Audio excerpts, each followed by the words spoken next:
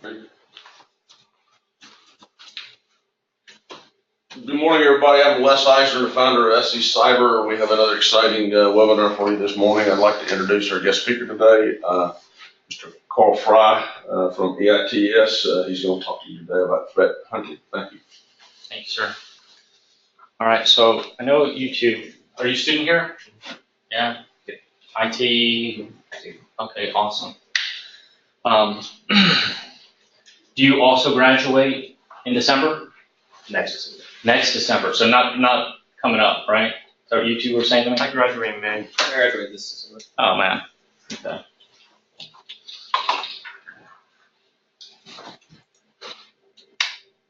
All right, so some of you guys who can hear me, hopefully you know my background as well, but we went through this just a couple minutes ago. I am a former Marine. I've been in IT for 20 years. My focus has typically been big business, big infrastructure, making big things work together. You will not hear me lie. I am not going to be your 100% down pen tester. I'm not your hacker. I'm not your greatest threat hunter on planet Earth. However, I will share with you today some of the things that I've gone through, some of the pros, some of the cons as far as hunting threats go, because all of us in here can do it to some degree, right? Some more than others, and based on experience and your use cases and what you may want to accomplish, this might be relevant to you. Or I don't know if you guys have a requirement to be here. I don't know if this is voluntary or not.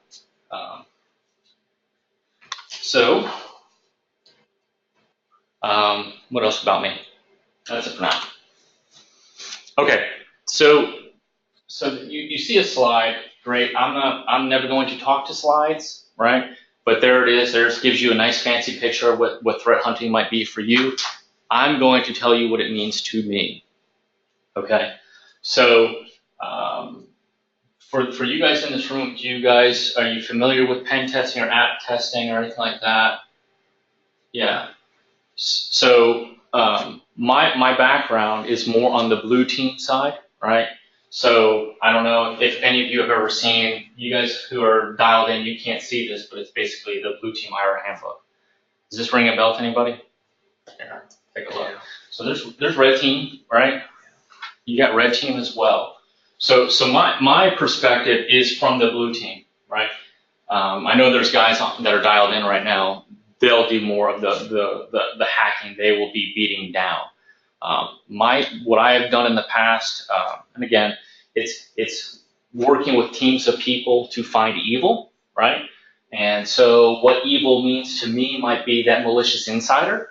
It might be somebody's, I can't say that out loud, disgruntled employee who might be doing something inappropriate, right? That could be threat hunting, right? I want to see what they're doing on my network. I want to see what they're doing on my endpoint. The other is when you are, there are different phases of the chain, right? So maybe somebody's doing reconnaissance on us as a company, right? I'm going to basically use the term company in general, because if you're doing this at home, kudos, but more than likely you're just being port scanned versus actively being targeted. So you may, I've seen in my most recent past, there'll be phishing. Do you guys get phished at school? Yeah. Yeah. You know, some pretty bad ones. So. Yeah. So let me ask you this. What are you taught to do when you get them?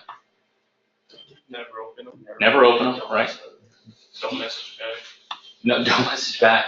But that prince in Nigeria or wherever he is, he might have some money for you. There's some good memes out there. Do you ever try to take that link, put it in a honeypot, or execute it somewhere just to see what it does? Right? I mean, that might be something. Keep it. I'm a big believer in general. Keep it simple, right? You can put it in a virtual machine. You can always roll it back when you're done. Isolate it. Keep it off the network. There are ways to monitor what's going on your machine. You can pull memory forensics back. Are you guys taught any of that? Kind of virtual machine stuff, yes. Yeah. So from my perspective, more times than not, I've dealt with it on a fairly large scale, like a diversified or multiple sites / branches. So how do we get security tools? How do we get visibility at all these remote locations, internet facing, not internet facing, and then acting on them, right? So for you guys on your phishing, I'll throw out a couple buzzwords as we're talking and give you some ideas. Big fan of open source here, right? Not really, if you guys heard me bashing Windows earlier and being a resource intensive, not a huge fan, much bigger fan of Linux, but it is what it is. Do you guys get issued equipment for school, and do you have to conform to a specific platform? Well, for us, it's a lot of Windows. A lot of Windows. Yeah, we deal with shit. Windows makes it easy, right? All those drivers, they just play nice for the most part, which is great. So on the open source side, you can do a lot of tools, right? And we'll go through a demo. For those on the phone or dialed in, you can't see it, but we'll go through a demo. But like some of the tools I was referencing earlier were I came from a shop previously where we did FireEye EX. You guys ever heard of FireEye? So I'm not paid by FireEye, but it detonates those links, those URLs, those documents, anything that comes in via email in a virtual machine or heavy metal out in FireEye's environment. Same thing for Palo Alto. Palo Alto could detonate on-prem, detonate in the cloud, detonate on metal, right? So these are just throwing some buzzwords. If you guys are like, what are you talking about? That doesn't make any sense. Or, hey, can you delve into that a little bit deeper? Great. All this goes into, to me, is threat hunting. And part of it is like, you might be an application guy, right? And you can say, I'm hip to that work. I'm not. And so I'm not going to be the greatest person to talk to you about memory forensics, okay? But just via my experience in breaking stuff, I've had to be hipper on the network as to how to troubleshoot what it should be, what traffic should look like on the network. And then based on that, I can determine if something is looking good, right? There might be malicious traffic that we'll see. It normally jumps out when people are egregious with various packet captures. You can use NetFlow. You also working on a degree in IT?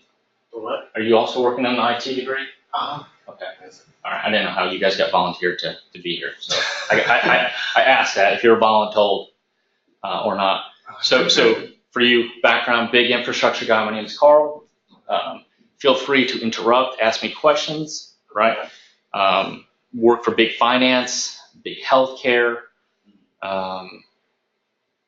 Couple different big companies. Did incident response. Right, and so if you guys went to the last SE Cyber, I would tell you about breach fatigue, right? Although now I have a different fatigue. Mine is working fatigue, but I went through, via different sites that had breaches or were, it was an impending breach. It was going to happen. What do you do? Here, you guys on the can't see this, but incident response handbook, like. Here are some of the things. Don Murdoch's great. Oh, you wrote one? No, you wrote this? Yeah, no. Oh, no, I wish I did. No, so I would say in general, threat hunting can be so many different things, right? And for you guys here, now they've seen it. So for you guys here, it might mean a variety of different things, all right? Stay salty, stay sharp, right? So don't worry about, hey, this is the degree I'm going for. I'm not a threat hunter. Well, you might not be a threat hunter, but you may want to understand what is normal, right, in IT, right? If somebody's complaining, even if you're doing like, hey, you get out and the job you get is you're doing desktop support, and you're like, oh man, this is not what I wanted to do when I got out of school. Well, sometimes desktop support, no normal, no evil.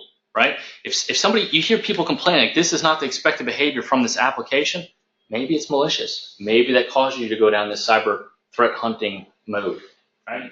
It's not overrated. I mean, this is how things happen. Some of the early viruses and Trojans, they were based on people. There was no such thing as threat hunting. It was just troubleshooting. We're trying to figure out stuff, different worms.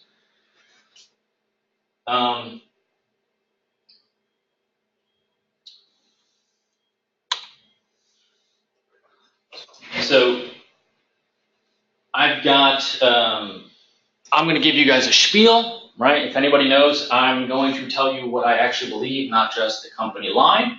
So I will talk to you guys about Palo Alto's autofocus today.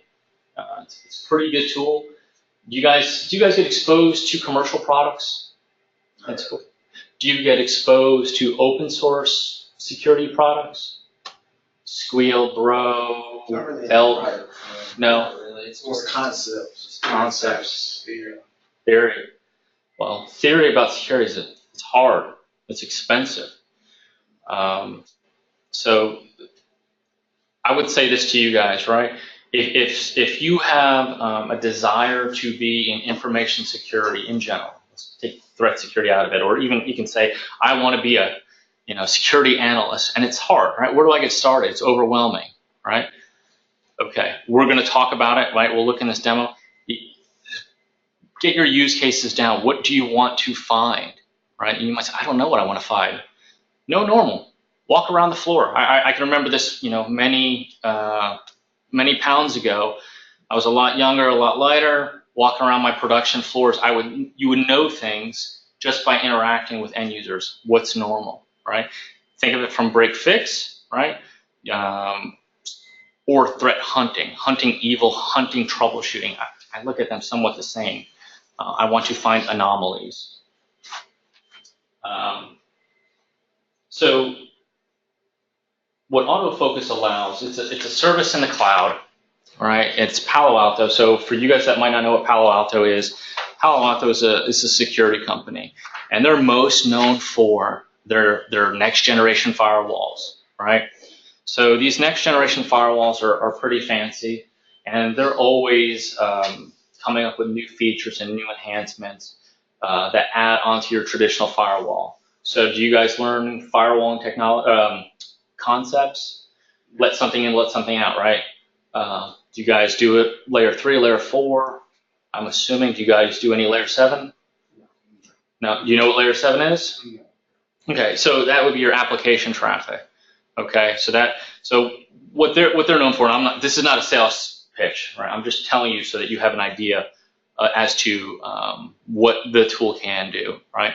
So one of the things that this tool can do, and this is just a firewall, this firewall can take your traffic you're sending to the internet or internal to your data center at home, whatever, right? It can sit in between and say, I know that you're going to box.com, right? And there are features where you can do SSL decryption on these firewalls. I'm sure there's others, but this is the one I'm focusing on. And I'm going to say, now I'm going to watch what you do inside. I'm going to basically be a man in the middle. Okay, and I'm going to say, well, you know what? I don't trust you to be going to box.com, right? Because why are you on my corporate network or at school going to this? And in fact, I'm going to look at that data that you're sending and say, does it have socials? Does it have malicious payloads? Whatever the content of the payload might be, right? But you might not be able to go to Box or Facebook or whatever and post information. You might be able to get information, but we're not going to let you post, right? These are some of the things that it does. And I share that with you because, one, it should be pretty cool, right? It's not your traditional, I let source A get to destination B. Hooray. It's important, but this is, I look at it, it's not necessarily firewalling made easy, but it's firewalling on crack, right? It is the next gen firewall. This is the buzzword you guys are going to hear. One of the things it also does is, are you guys taught about like IDS and IPS? Kind of, but it's nothing in depth on it. It's just buzzwords, right? Okay, so intrusion detection, intrusion prevention. I see something bad, I'm either going to alert on it, I'm going to send, something to a dashboard, I'm going to send a feed off to some other system that does alerting or correlation, and then based on that, something's going to happen. Palo Alto has that all in one box. I'm going somewhere with this. Trust me. One of the things it does, it says, you know what, I don't know what this file is, or I don't know what this link is, I don't know what this object is. I'm going to send it to what they call Wildfire. Wildfire is their in the cloud solution for detonating perceived evil. Maybe it's benign, maybe it's malware, maybe it's crapware or grayware, right? Could be a variety of things. So autofocus takes some of those detonations from the firewall, as well as they have an endpoint solution called Traps, right? Everybody knows AV, right? Now, do you guys get issued hardware for school, or do you have to buy it yourself? All right, so you have Windows Defender, right, more than likely, or you buy whatever third-party product. So Wildfire is, not Wildfire, Traps is Palo Alto's solution, and why that's important is it gives you visibility at the endpoint and at the firewall, right, and on the network. So sometimes, maybe I don't have SSL decryption enabled, so I can't see inside of that encrypted packet. Well, guess what? I sure can when it gets to your machine, because I have that agent running, right? So that the Wildfire request to detonate potential malicious objects can be done at both levels. That's why this is appropriate. So autofocus you guys can read, so I don't insult you, but it basically will take all that information, allow you to search for evil, and just search for what's happening, right? And one of the cool things about it is you can search what's happening on your network. You can look at your industry. So typically when you get these firewalls or these objects, when you get an account with Palo Alto, you say, I'm part of the food industry, or I'm part of insurance or IT or something. And based on that, they can take your data, other customers, and have them presented to you. And we'll go through a demo. And then it can be anonymized, right? And pretty cool tool.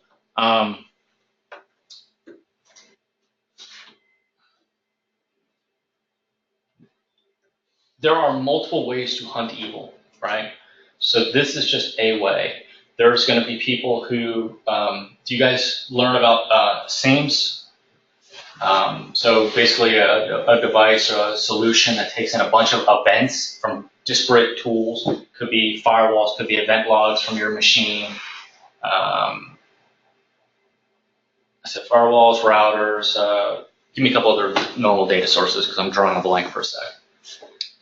No pressure. You said router switches, endpoints, firewalls, Yeah. SQL Server, database dumps. Yep, databases, card systems, right? Audit log, yeah. Logs for security systems. Yeah, and it can correlate all this stuff, right? And some tools are better than others. So that's why I was asking you about like what kind of things you're taught. Like Splunk is another name brand. So we use that word, Splunk. I was about to ask you, Yeah. this is like Splunk. So Splunk is good, right? Do you guys use normal Splunk or Splunk? Yeah, we ES? just use it just for network trafficking to see what's being used and what we can regulate and block out that doesn't need to be used. Splunk is awesome. Splunk is fast. Splunk is expensive, right? There's other ways to take data. And Splunk is basically the leader in the industry, right? So I'm not trying to speak disparate.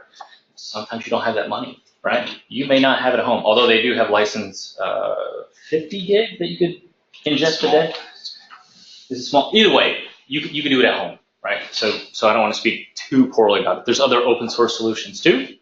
There's Elasticsearch, there's SoftElk, big fan of that, and SoftElk, SOF-ELK, that is another tool that can be used to ingest this data and then actually go look for evil. So it's pretty cool. There's multiple ways to skin this cat. I'll go back to autofocus, I assure you. But I want you to leave here with food for thought. I want you to ask me questions, but like, I don't know about you guys. You guys are pretty young, right? You probably don't have, as many kids as I do, so you might have more free time at night. Go build something. Go figure this stuff out, right? Autofocus is proprietary. You got to spend a lot of money. You got to buy a firewall. You have to buy licensing for Traps. Might not be applicable to you, the individual, but it might be applicable to a business you represent. Or you can say, I want to duplicate this methodology on the cheap on my own, right? So just food for thought.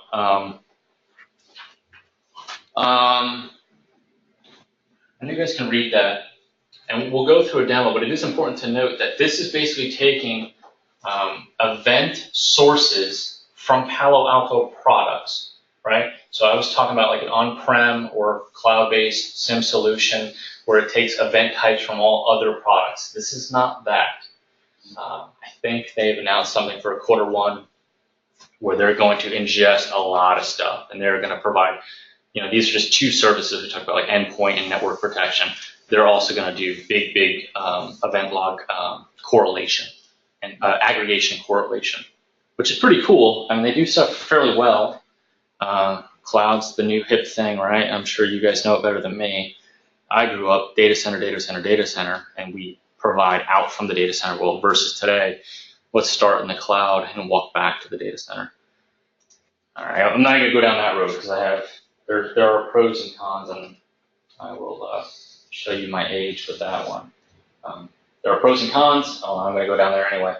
So threat hunting, right? Know thy environment, right? Number one thing, know what you're talking about. Try to get a grasp as to your environment. It's super important, okay?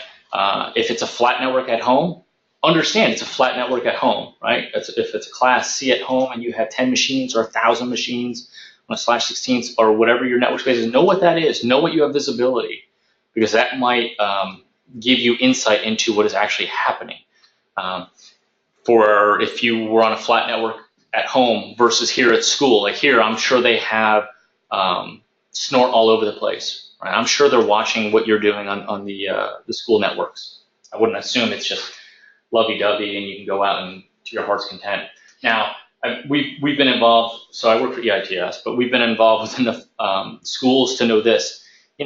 Free will, by all means, you must learn these things, right? And you must go out to the internet and go to malicious places. I don't know if you guys get counseled on this or not.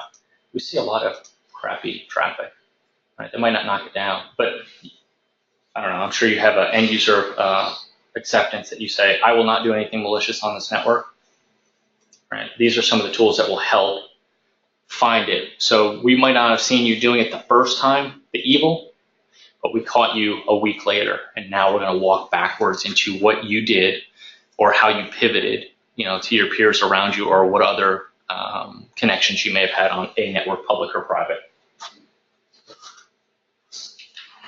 Man. So one of the things, it might not be as relevant for you guys, but one of the things about autofocus is there's a group that works for Palo Alto. They're called Unit 42. That is their SMEs. They're security analysts, and they're pretty smart. And they will provide you, the paying customer, with threat intelligence. You will find other free and non-free solutions that could provide this information in other venues or other methods. I did have a couple, I'm not using my personal laptop, so I couldn't show you, but I had some other stuff set up for you guys to see how you can do it on the cheap or on your own. But there are ways, and we can probably talk about it later when I can show you guys my laptop. Sorry for you guys who are dialed in. So they can provide you with threat intel. They can provide you via this portal, and we will see this portal, with the results of the intrusion detection product that they offer, right? They can ingest open source data and your homegrown tools. So you can basically add to, I'm not going to say you're not going to develop super duper custom code, but they give you the ability to use other tools with theirs. They allow for APIs as well, right? So you can send stuff in and out. And big picture, right? Think about your Splunk. This is a big statistical analysis. Right, so, and you'll see it, so I apologize that I keep going back to that. This can give you that super duper high level overview of your environment, network wise and endpoint wise, as to what malicious evil was found or session traffic. It can go to your industry, right? Kind of important to grasp that. Okay. No, that might have been helpful if I had that up for you guys earlier. There's a screenshot of a session in autofocus. But again, I'll jump back to know your environment, right? That's pretty important. This is a tool that will help you when something goes wrong in your environment. It may not have context as to this is the lab environment versus this is the research environment versus this is the guest network. You can add those things, right? This is public based, right? You can add tags to things. You could say, you could have an insider threat, and you could say IP 192.168.1.50 is Johnny, and we're going to have him on a watch list for insider threat, right? And or we could say we know that Johnny's user ID is, John D. I have no idea. We'll call him John Davis for this one. So John Davis is an insider threat, and we will keep an eye on him. And there's ways that we can keep an eye on him from afar. Here, takes his laptop home. Well, guess what? It has traps on it. We know who John Davis is at home as well. Should he ever come back on the network or send this data? You can use it to highlight indicators of compromise. Why would you guys care about indicators of compromise? Right, something bad has happened. How do you? You guys ever work with Wireshark? Okay. Yeah. Okay. You ever see it on a busy network? If it's in promiscuous mode or anything, can you watch it? It just runs, right? So it's hard. It's overwhelming, right? So for guys like me, buddy, you better get those filters going, right? You better start limiting, trying to focus on that traffic. This does the same thing for evil and maliciousness, right? It gives you that perspective. I want to dive. I want to go deep. Got to start somewhere. So I can start up here and start working my use case back. And this is a tool. So this tool can be used in conjunction with stuff you're already doing, right? It's not going to help you with your local event logs on your endpoints. Sorry.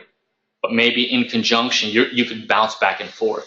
I'm a big fan for single pane of glass. Never found it, right? So by single pane of glass, if this doesn't make sense, so a lot of guys, you'll have like a SIM tool and it says, all my alerts come here. That's great. I may or may not be able to pivot very well off of it. So Splunk is good, but maybe you're not ingesting that traffic for Splunk because it's expensive, right? And just using that one as an example. Know thy environment. Know that event logs aren't going into Splunk. Maybe you're only using it for network traffic, right? This goes back to that know thy environment. Fairly important. And we'll get on a demo, I promise you.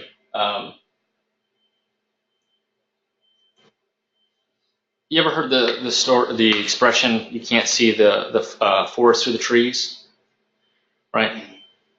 I have found at times in my career, it's hard to get started for hunting. Because what am I hunting for? Somebody goes, oh, go hunt. Go hunt for evil. Ex-wife. Maybe that's where I go? No. Probably not what the boss was talking about, right? They're probably saying, well, go find something malicious on the network. Well, that's vague. Internal disgruntled employees? Probably. Do I want to go and make sure the keys to the kingdom, the most important data, is secure? Okay, cool. Maybe I'm going to, if I knew my environment, right? Somebody did reconnaissance, they got into the environment, and they knew the keys to the kingdom were a specific database or data store. How am I going to go after it if I was them? And if that's true, how am I going to see them? Right? These are things that you think about as a hunter. Right? You don't have to have, like, I'm sure SANS would love for me to tell you they have all these great certs, or your educational provider of choice would say, we have all these classes and all these degrees for you. And they're good. I would say the most important thing I can tell you is have a desire to do it. Be hungry. Stay up late. We have guys on our team and friends of mine. I know you want to play a video game, right? Video games are cool. I'm not knocking. Go learn how to use PowerShell and search through logs and find evil. Do it because you want. You may want to find evil or be hipper to evil. There are blogs. So like Palo Alto's Unit 42, they have blogs that you can check out. I'm all about keeping it on the cheap, right? Money might be tight. You may need other feeds, like as you guys mature, you go to other organizations that have paid for threat feeds. That's a real thing. There's also free ones. We're not going to talk about it, and the screen capture doesn't have it, but there are ways to take into feeds into autofocus to give you even more visibility. You might say recorded futures is a big one. There's a bunch of, I'll call them free. You pay for the autofocus subscription, but there are other feeds inside to MindMeld that give you other visibility, other indicators of compromise, other ways to look at your existing data and present it back to you in a meaningful way. And generally, this tool is for, it's not for troubleshooting your network connections. This is just evil, right? So you may or may not use this, depending on what role you're filling. Always ask for it. You guys only ingest network traffic for Splunk? Yeah, we don't really use anything else for it. It got implemented, I would say, like last month. Okay. We had a big meeting on it, so we're all just learning. Okay. So is that so you can take disparate systems like routers, firewalls, different vendors, all in one just place? individual users. We have all of our devices that are company-wide integrated into it. We kind of just monitor what they're looking at. And if they're going on websites they shouldn't be going on, we proxy it out or we block it out through our network. So this is your pane of glass, your single pane of glass, regardless of where you're at to find it. Same thing. There's another tool for management of firewall called Panorama, where I use that like, hey, if user is telling me, if they tell me their IP is 10.10.10, whatever, I can see what their traffic is looking like, to see something malicious. I wouldn't see if they were going to, with autofocus, I would not be able to see if they're going to a porn website. Porn by itself isn't malicious. It's just maybe not appropriate for whatever environment you're at. Okay. And we'll talk about this, but I'm going to share it with you now. One of the cool things too, when you find evil, right, and autofocus, you may say, now what do I do, right? And maybe you didn't even find it in your own environment. And when we go through, this will make a little bit more sense. You may have seen, like I'm in the educational field, and you may know via feed, via word of mouth, via a paid-for subscription, there's something malicious happening other to Clemson. We use Clemson as an example. And you might be like, that's totally cool with me, I'm a hater on Clemson. You may also say, I don't want that to happen to me. So I'm going to take the lessons learned from my other peers in the education field, and I'm going to maybe not allow that to happen to me. So I could say, let's just say like a WannaCry, like command and control, all right? Or whatever the agency or the destination is. You might be able to say, I'm going to take that information, I'm going to learn from it, I'm going to create files or hyperlinks, and I'm going to have dynamic blocks for my own firewalls. So one of the cool things that you guys might not know yet, change control sucks. Right? Change control is hard. Change control is painful. That's one way to, I'm not going to say circumvent change control, it just makes it easier for you to block evil. Okay. All right. I think, stand by, I cannot see.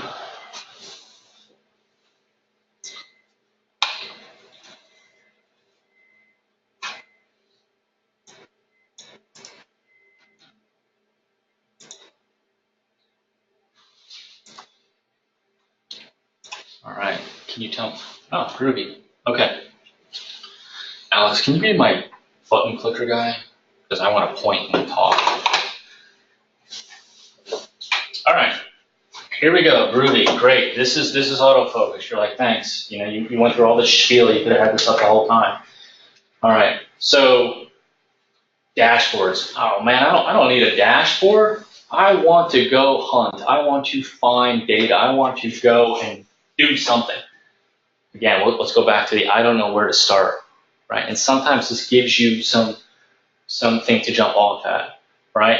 You might say top applications is web browsing, right? And Flash, cool. Imagine you're at can you switch this to public?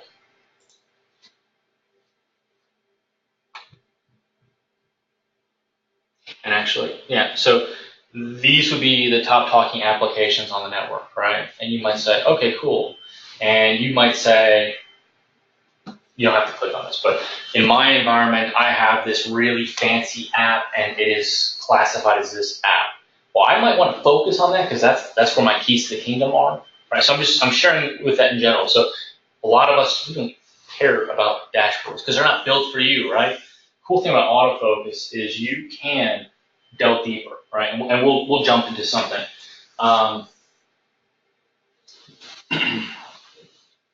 Let's click on the top malware, right? So that one, you guys could have seen by that chart, right? That one was pretty high, others were low. Okay, cool. What was the vector for that? Where did it come in? Who was affected by it, right? This is fast stuff. This would take you a fair amount of time to do it by hand. But this does give you additional information. So the hash, it's going to load. It'll give you information about that hash. You can definitely see, and I'm just calling out things that I think are relevant or important. All this is good data. Here's your tags up here, right? Those are important, right? That unit 42, and there could be public tags as well, but for this one, unit 42, pretty sharp security analyst. This is what they tag it as, and we can go through what those mean. But they're identifiers based on some of the behavior that was observed. Activity registry. I know you guys can read that, right? But all that's important because, scroll up just a little bit. This could be all the instances of that behavior, right? So you want to go find evil, this might make it easier. This may or may not be relevant in your environment. Things change. You guys know what virus tool is? Don't click on it just yet. Y'all ever heard of that? Can you launch that in another tab? So virus total is, I'd say it's a de facto standard. You think this is free, and you do this at home. You want to say, hey, security vendor or antivirus vendor, blah, blah, blah, blah, blah. Is this a known piece of evil and can you detonate it, right? Here you go. This is what they're telling you, right? So this one was evil, and obviously it's new, right, based on the date. Can you scroll down? Because I think as you scroll down, you'll see that there may be some that they don't classify it, and you say, man, that may or may not be good, right? You can download the malware from here too, right? So if you really want to detonate and play with it. So you may have, I saw Microsoft in there, but you have the Defender versus Traps, right? Maybe you'll have different results based on the vendor. It doesn't matter. I mean, really, the names, this is, again, free tool, right? But security professionals use this as well. Can you go back to the analysis? So, pretty cool, right?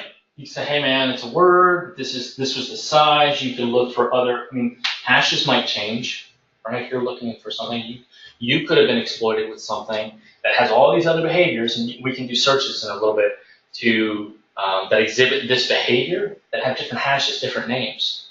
Does that matter?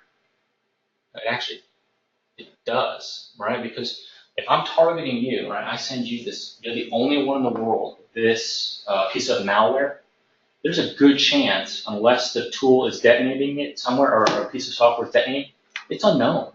So one of the cool things about Traps, and I'm not trying to sell it to you guys right now, is it will knock it down based on the behavior, not necessarily signature, right?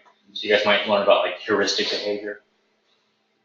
It's heuristic on crack because it's heuristic based on security. You could say, look, maybe it's regionally based, right? Targeted attacks. Again, it could be EDU, right? There are different ways to do this. What time do I have to be done? 10:30. Okay. So, okay.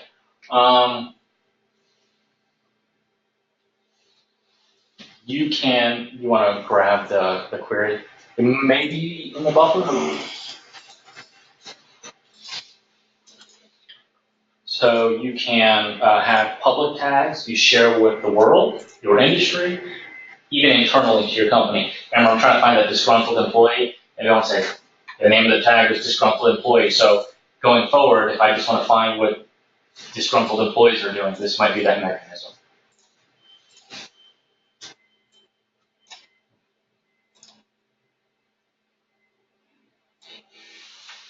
So Alex is trying to get a query that we've written. Right, you can save these queries, you can export these queries. Like I said earlier, you can export results of queries and maybe pass them along, use them in other tools. Can you go and go to the IP, so we can I just want to show them the export. So you might say, that's great, Carl. Our company paid for this fancy service, but we don't have Palo Altos at our external network, right, or on our border. Now what do? Well, you could drop that down and just, no, this one. And then export. I know you guys can read, right? So you might say, look, I have ASAs and I can only ingest in, one of these formats at the top, text, CSV, JSON, right? This is just fast. This is stuff that you can add to Fence immediately. So you could, they want you to, leverage Palo Alto, all the things, but again, that might not be available for your use case. You may want to, you can do the same thing for DNS names, right? So you could say, you could do this at home, right? This is a poor example, but this is the first thing that comes to my mind. You could say, well, I know these 5 websites, here's the URL. I'm going to put them in a host file, and I'm going to send them to the loopback. So if I click on a link, and it's supposed to take me to this malicious site, what's going to happen? Come on, you guys are on IT? No, it's not going to be blocked. It's going to resolve, right? You do a host file lookup to your loopback. So it's going to try to find this on your loopback. So it's not going to go anywhere. You're not going to find evil. All right, so maybe you took it home. I'm not sure if this would be your super use case. Right? You might not take this home with you. But I'm just giving you an idea that you may have other tools. Blue Coat, yes, sir. How would you remove malicious software like keyloggers and or spyware from a computer, like a Windows 10 computer? So the guy who's paid by the hour says this: wipe it. It's easier. Just wipe it? I just wipe it, destroy it. Hope you had a good backup. Because I'm going to hope, right? We'll use your scenario, right? It might be really malicious. It might be grayware, like that. Hey, I installed this software and it's got the Ask toolbar now in my browser. That thing is annoying. It's like a keylogger. So keylogger, right? And what else is there? What else is persistent? How did it get there? I'm all for figuring that out. Don't get me wrong, because I want to do the analysis. Because if it happened to you, it may have happened to your peers to your left or right. So I want to do that analysis. So normally, thank you. I'm going to claim that from you, right? Especially if it's a company asset, you're probably not going to get that image back. If the security analyst likes you, maybe, I would not. Risk versus reward. What's the reward for me getting it back to you when you have a keylogger? Yeah, it's a keylogger, and there's some built-in keyloggers, so that's, it's Linux or Windows. Or telemetry data. Like Windows 10, I'm not sure if they have a built-in keylogger. Cortana, buddy. That's your friend, right? We want Cortana to make you more proficient. Well, how are they going to make you more proficient? Right? Google Cortana telemetry. So there are ways to control some of this, not all of this, and especially if the traffic's encrypted. Good luck. You're not going to see it. So that's again, I get that you guys use Windows. This is why I'm not a big fan, especially of Windows 10. My background, I didn't go into it. Windows guy. I've been a Windows guy for a long time. Love it. Love Active Directory. Love things you can do with Windows products. Love Exchange. It seems to just work. It's sometimes painful. I personally, as a security professional, I'm not a big fan. Sorry, and I don't work for Microsoft, so I'll bash them. You like Mac better? I don't. No. I like them better, right? They're better than, say, Microsoft, the problem I have with Macs is this.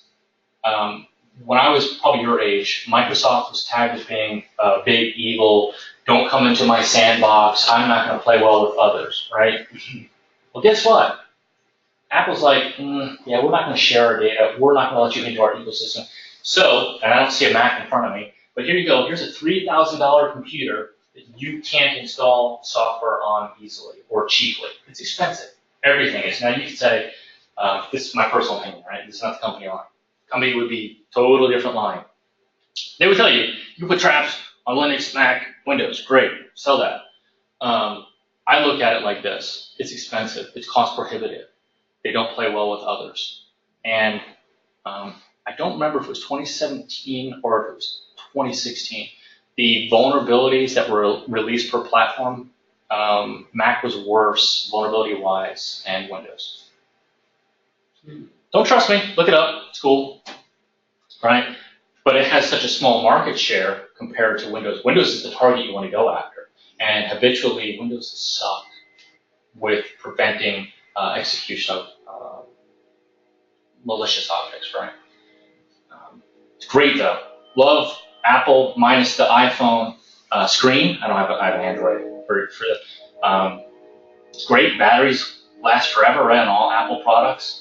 You buy a $3,000 computer, it's got 5-year-old hardware in it, so congratulations. You know, that's all on you. Not a big fan.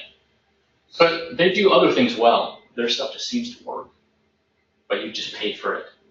Where we're in IT, right? I look at it like, I want you to figure out, I want you to know how it works. I'm sure there's Wireshark. Do you guys know, can you natively TCP dump in a Mac? You know? I don't know, right? But stuff like that, I want to natively see what's happening. I'm sure you can use metastats and things like that. Yes, sir. So wiping out, malicious software from your computer, like a desktop, it would be best to just destroy the hard drive? No, not destroy the hard drive. Just put a new image on it for the operating system. Reload the operating system, reload the app. Why would I want to take the risk? I want the root cause. I may keep the physical hard drive so I can do offline analysis. You'll probably get a different hard drive or a different machine altogether. Sorry. And it's quicker that way. It's quicker. Because here you are, whether you're at school or at home, not necessarily at home. At home, you're going to try to eat that pain. You're going to go CC cleaner. You're going to do malware bites. You're going to use your tool. You're going to try to manually clean stuff, right? Yeah. Good. It's amazing that, some of those tools that I just mentioned are basically, they've gotten infected recently, right, with their own malware. Sucks for them, right? Right. Yeah. Right. So that's why I say I don't even want to deal with it. So I dealt with this in the corporate environment, right? I feel like I had all this data on it. I'm like, well, if it was so important, you should have backed it up, right? I am the messenger of evil. There's guys on the they can hear me. They know, I don't care. You are affected. I'm sorry. I don't want the rest of you guys affected. That's the cost of doing business. The cost of doing business is you're going to lose everything on that machine. You should have backed it up. Critical data should never be on a laptop. If it's critical data, you might say, well, I'm allowed to, let's just call it a fancy spreadsheet. Maybe I have to back it up to the cloud or full disk encryption, right? So your machine that has something of importance on it could also walk out the door. So big fan of server workstation relationship. Workstation's in the data center. It should be really secure. Your workstation, I can just grab it and walk out the door with it. Now there's preventative measures as well to that. I'm just giving you a couple off the top of my head. Hold on, wait. I apologize, can you go over there for me? So I apologize, I didn't go into. There you go. So I didn't go into, on the autofocus side, enough. Okay, so I didn't go into enough on the autofocus side to show you hunting evil, right? I hope you saw that it is a thing, right? And you can hunt for evil with it. Now it might not be your all-inclusive tool, but it is fast, right? You can hunt for evil against your peers, the public, right? you might look at it from the standpoint, and there are other tools, so don't think this is the all-inclusive. Maybe you have to help family out, and that family member got something.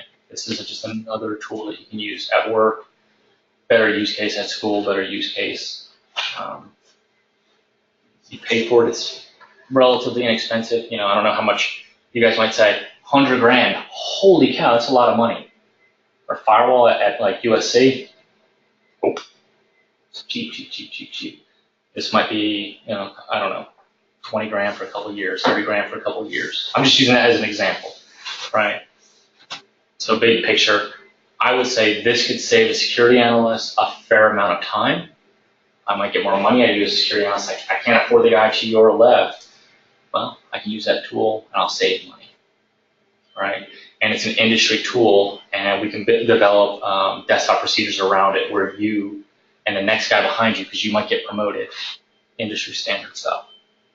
So I apologize, I rambled. Any other questions for me? I have a question. So a lot of these security tools, I see like they work automatically to a certain extent. So how will like AI and things play into tools like this in the future? So, okay, good question. And I would say like, cloud, all the things, right? Okay, great. I get tired at night. You weren't here, I was complaining, I'm tired, I'm physically tired, right? I'm gonna probably take an afternoon nap. That computer in the cloud, it's still going to do analysis on this after the fact. It's awesome. There'll be other enhancements. Now, all these things cost money, right? AI is going to learn, it's going to sharpen. It might require some input from you. It should learn on its own. What is evil? How do we find evil, right? I don't think, at least I don't want to, maybe the malicious guy, John Davis, right? He's super smart. I haven't figured out the stuff that he's going to do. I need someone or a computer to figure it out for me. And sometimes you only do it after the fact, right? Because I'm sleeping tonight, right? There's a game going on this weekend. I'm not going to be watching the console. The cloud machine, your on-premises machine is going to find it. Did I answer your question? It uses machine learning. Yeah. Okay. So it's like it uses user input, so I could come in here if that was incorrectly reported, and then I could say, no, you incorrectly reported that software, and that would fix it. So that's how it does this kind of big data analytics, machine learning, requires one picture. So, and I would say this, so if you guys decide to go into the security field, right, we as a security professionals, regardless if I don't have my name tag on, it's my responsibility to teach other people and to be taught and share information, right? That's part of it. It's one of the reasons I like it. I used to be affiliated with another security product tool that is in the DoD space. You can share information well, right? The open source guy in me says that pisses me off, okay? Because I want you to be better. I forget the name of the alliance that Palo Alto's in. You have to share a fair amount of malicious samples and clean samples to be part of this alliance, to share with others. Like, so you saw the virus total, right? That's good stuff because your engine didn't find it, but your peer or your competitor did, right? So, threat hunting, right? It's vague. It could be all over the place. And then there'll be people who would argue with me that it's very specialized. And I would say this to you. Yeah, it is specialized if you know what you're looking for. You guys probably don't have that experience. So you say, I just need to get started somewhere for finding evil. Event logs, right? You look locally. What's a malicious log look like? There's a website, and this might be more relevant to you guys, like the event logs, because you do it on the fly. You know the name of that website where you can download event logs and insert it in there would be malicious ones? No, but I know what you're talking about. Yeah, and there's a different way. You can also download like nasty PCAPs and find this evil inside of there. So I just share that with you in general. It's there. And get involved. You got ISACA, you've got OWASP, there's Palo Alto Fuel user groups. They're free. Charlotte, Columbia, elsewhere, right? Teach your fellow man. share with them, learn how to hunt. Yes, sir. So what role does Cortana play on, Windows 10 computers getting compromised, with malware? So if I was a Microsoft guy, I would say nothing. If I was an Apple guy, I'd say Siri, nothing. It's software, right? There could be flaws, known and unknown, right? As a security professional, I want to shrink my threat vector. I don't want unneeded software. Now you might say, I love Cortana. Cool, nothing wrong with that. Like for work, we might deploy images that don't have specific software on it to lessen the impact. Right, and I'm thinking about that because on one of our images we didn't have the calc on calc.exe, so calculators weren't there. Right, there's other things we could go through hardening of laptops or desktops, and I'm not bashing Cortana on it because Cortana's pretty awesome. Right, Cortana's pretty powerful. It's also pretty annoying for me. I don't like the pop-ups. So if you like it, cool. If you're okay with when you speak or type or something in it, going to the cloud for analysis, because you agreed to that when you said I agree. Your data has left your machine. That telemetry information is gone.